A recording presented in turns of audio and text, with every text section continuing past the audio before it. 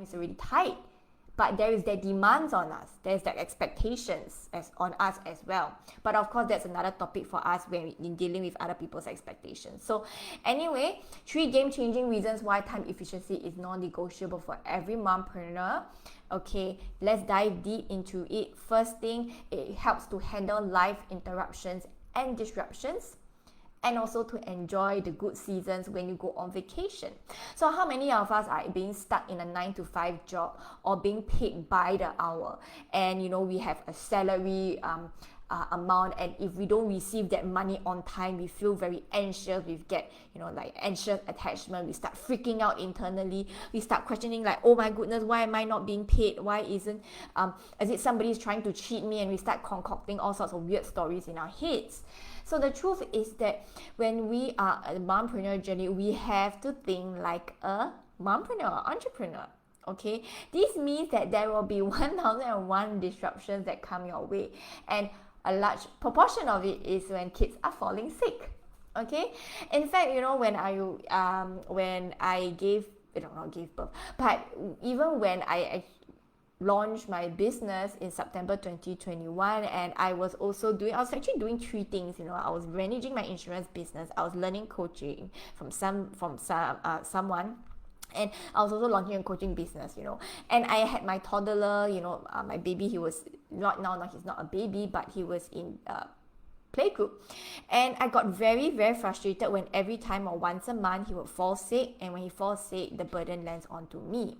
And that actually made me very frustrated, because I had all these perfectionist thoughts, and like, oh my gosh, there goes my plans for the day. And I felt like that was the number one challenge for me to handle, because all those negative thoughts came up to my head.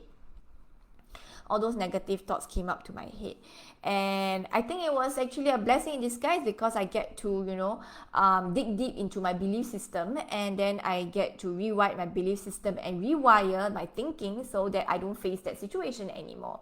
So the thing is that as moms, especially with young children, that's why I mentioned that even if we are learning from other people, but they have grown-up kids, but we are mompreneurs with young children, we will find that their degree of the kids needing them is very different from us. They will be like, so free, because their kids are watching the iPad, they're having soccer practice, they're playing badminton, they're always out with their friends, and they'll be like twiddling their thumbs and what should I do for today? But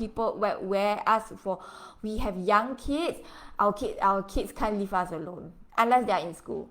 Okay, so when we actually learn for time efficiency, it's non-negotiable, because we learn about time boxing, and inside my videos, especially in my time freedom guide for mompreneurs, I teach about time boxing. I teach it's about like putting a very strong focus, intention, especially to complete within like 1.5 hours, 2 hours, and that's it. Like you move on to the next task. Like you have to have very strict boundaries. And the reason why people tend to like get very long drawn on their task that goes on to the next day after, is because they are not giving their 100% focus. They're probably opening up 3 or 5 other windows on their desktop. They're using their phone at the same time. They're scrolling Facebook while they are doing their brief, or they are creating content, but they are listening to or like they always get they're in and out of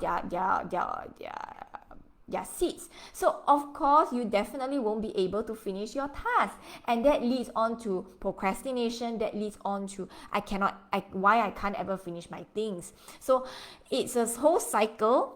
Okay, and then that's when, of course, life interruptions or disruptions come in, and then you're like, oh my gosh, I cannot finish, because the amount of time that you set aside is way too long, and it's unnecessary.